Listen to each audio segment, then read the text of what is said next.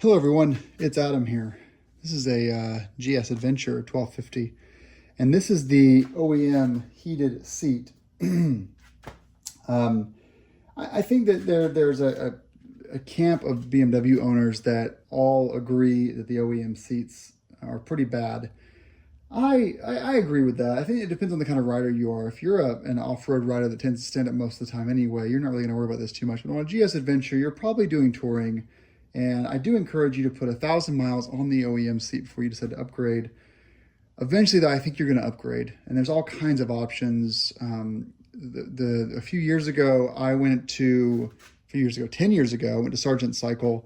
And I bought my first seat for my oil-cooled GS. And it was night and day. It took like 300 to 500 miles to really break it in, but then it was just a night and day difference. And ever since then, I've ran their seats on all of my bikes. And so, of course, I bought a seat for the new 1250 GSA. I will give you a pro tip, though. If you are looking to save some money, you can buy an R1200 GSA, I think 2016 and newer, possibly. 2017 and newer, maybe. But anyway, those seats do fit on the on this bike here, the 1250. It won't fit on the 1300. It's a brand new thing. But the reason why I bought a new Sargent seat for this bike is because on my last bike, I was running the Sargent Cycle heated seat controller. So you can see this little doohickey right here. This went up to a heated controller that was mounted to my handlebars. And so I had a front heated seat. They had a rear heated seat as well. I did the front one. But this is, for if you're looking to buy one of these used, this is the WS620F or WS621F. And I love it because it has this red welt on the side of it. It just matched the motorcycle perfectly. And this thing has 30,000 miles on it.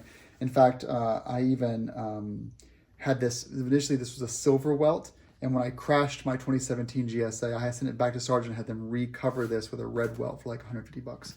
So that's a good thing about Sargent seats is that as the seat gets worn down, they will recover it for you.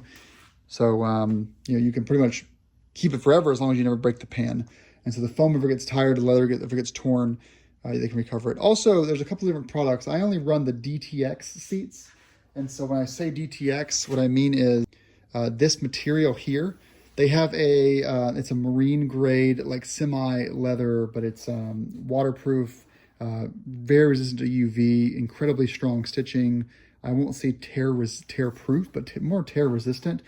They have a cheaper seat. It's only like $100 less that has a lower quality fabric. I've never experienced that. I've always ran the DTX stuff because it has very grippy side panels. And I need this when I'm standing. You also look at the Sargent seat design, how narrow that is in the front. If you do like a Russell Daylong or a Corbin, you'll get a wider crotch and buttocks area. But when you go to stand up and ride off-road, there is no other seat that is touring friendly as well as performs really well off-road like the Sargent seat. That's just, I can ride on this for 1,000 miles. I've done 1,200 miles in a day before, in 24 hours before, 18 hours really. And yet when I go off-road and do BDRs, I can still stand and get this really nice coverage where I'm actually able to grip the tank without the seat getting in the way. And so it's just perfect for that. They also use this soft liner on the front so it doesn't scratch your paint. And they give you these little storage compartments underneath for keeping things stowed away. I've got a little flashlight in there they gave me. So, the reason why I upgraded was because you can still buy a Sargent seat with a heated seat controller. And I want to sell this seat to someone, and they're probably going to have to buy the heat seat controller in order to run it. But the reason why I upgraded is because Sargent now supports OEM heat. So what we're going to do is we're going to remove the OEM seat. Make sure everything's in frame here. Yeah. Remove the OEM seat. I started doing it, but I should probably videotape this. So put your key in the rear back here, turn it forward towards the front of the bike, lift it up. If you have heat added to your bike, you're gonna have a cable under here, right here. You just push this pin on the front and just lift up on it. Closer look here, you'll see this is your OEM heated seat controller right there. And it's controlled by the heated seat button on your handlebar and the TFT system. So, this is a really nice feature to have. Not all the GSAs have it, but premium models do have this, unless you had a 2023, in which case you probably don't have heated seat, but that was just a supply shortage thing. Let's go grab the new seat.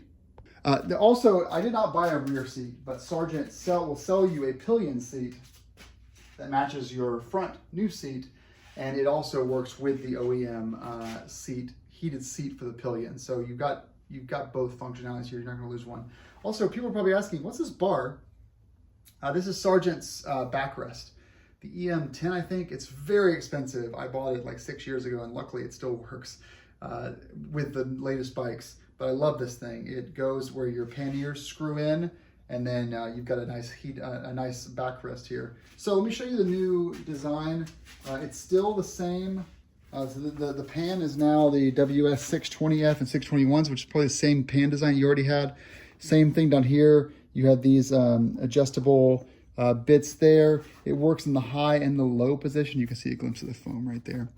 These are all, by the way, these are all manufactured in Jacksonville, Florida. I don't know where Corbin and Russell DeLong and Seat Concepts are doing their stuff now, but Sargent is still all made in Jacksonville, Florida. So this is the DTX with the grip zones. Oh, it's so grippy. It's so grippy. So grippy. And, you know, triple, quadruple seamed. Welt is customizable, so you can actually pick from like 70 different welt colors.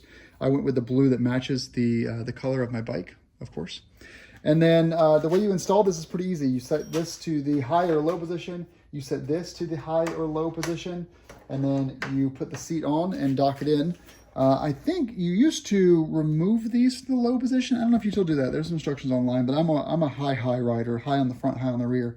And so, but you'll notice a new connector. This is different than the one I just showed you, which was compatible with Sargent's heated seat controller. This is compatible with the BMW OEM heated seat controller, and it works. I can promise you it works, which is great. They say that their heated seat controller will get hotter than BMW's. I believe it. It will burn your ass on the highest setting. It has this turbo boost setting. If you really want like the warmest seat on earth, get this one from Sargent's seat. But if you want just a very warm seat, it's fine to save a bit of money on the controller, and you'll pay a little bit less just to have the OEM heated seat integration there. So we are going to first hook up the heated seat controller from BMW into this bottom here. Nice click.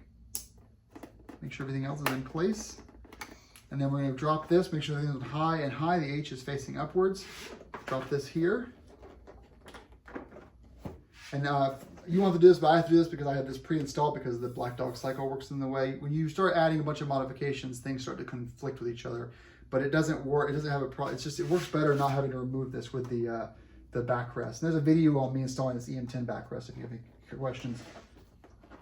And I know Sargent's probably thinking, don't do this, Adam. Remove the backrest before you do this. Once you clear underneath, though, it's in place. Pull the key out. Just make sure everything's locked. Yep, we're locked there, we're locked there, we're locked in the front. Those pads are just touching the subframe perfectly, great. And the heated seat is plugged in. Everything's good there. Let's take a closer look with the camera off the tripod. If you're a kind of person that removes your seat all the time to get to like, let's say you have stuff stored down there like cash or your wallet, or you have like things stored down below, then it's probably best not to get the backrest because I think eventually you'll really tear up these seams here if you keep pulling this thing on and off. I just did it one time just for demonstration purposes, but really to remove the seat with the backrest installed, you kind of have to remove the backrest plate. I can't really do that easily with this Black Dog in place, so I'm just dealing with it for now, but I'm not really a remove the seat kind of person. And here's the thing, that backrest is really expensive, and so most of you won't buy one anyway, so I can kind of skip it. Coverage on the front here, there's a little coverage there you can get a finger in, but the truth is if you have it on the low setting, it's a perfectly flush fit. And so don't really worry about that. If you run on low, this won't be a thing. It'll be much lower and it'll sit perfectly. You can see how it nicely follows the lines of the tank. Again, in low, it sits even deeper. You can see how those pads sit right there. When you sit on it, that little millimeter of coverage is gone. Then you've got this here. It's a beautiful, beautiful seat. And I love that they're one of the only companies that will let you pick both the seam, the threading and the welt to match your motorcycle. And they have almost every single BMW color ever done. So if you want like a certain yellow from the 80s, they have it. It's all basically by BMW paint codes. So you find your paint code and look on their welt and stitch picker, and it's no extra cost as long as you're doing one of the seats that has the DTX grip zones on the side and the higher quality marine fabric on top. I did get a little discount from this, and I call it a loyalty discount. They didn't ask me to do a review or anything. I emailed them and I said, hey, do you guys have any ring discounts? And they sent me one for me. I think it was like 20% off or something, which is probably their bike week discount or something. But I didn't pay full price for this. No pillion for this one, since no one's riding on the back of my bike anymore. But I will be keeping my pillion red seat in case that ever changes in the future. It'll require Heather to stop riding her motorcycle. So anyway, I don't need to sell you on this thing. It's a wonderful seat. They're so comfortable. They're so beautiful looking. They fit perfectly with my ass. I've never ever had a hot spot or felt tired of sitting on it. But I love that you can, when you stand up on your pegs, you can still easily grip. Like tank to this area here is both grippy and it's narrow, nice and narrow.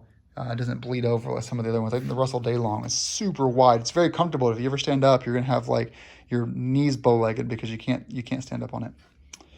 Well, thanks for watching, everyone. Thanks, Sargent Cycle, for supporting me as always. I really appreciate you guys. And yeah, ride safe, take care, and